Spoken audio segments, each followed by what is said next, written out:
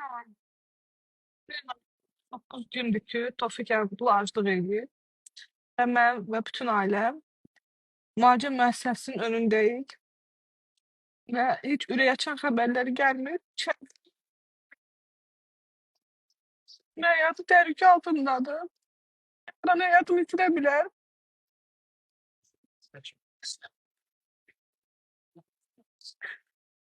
və bu müddət ərzində hələ də onun həkimi Adil Qeybulovun yanına buraxılmır. Və onun göstəricisi ki, Tofiq Yaqublu işgəncə verə-verə öldürürlər.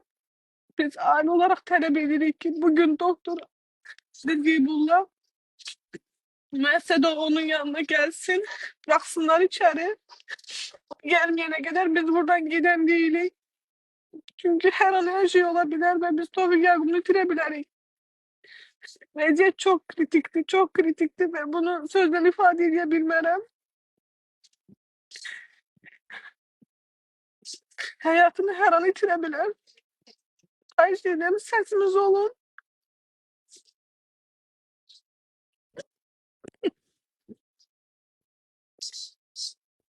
Siz de bizle beraber Doktor Adil Geybullah'ın müesseseye bırakılmasını talep ediyorum. En azından biz bugün onu müessesede görebilek.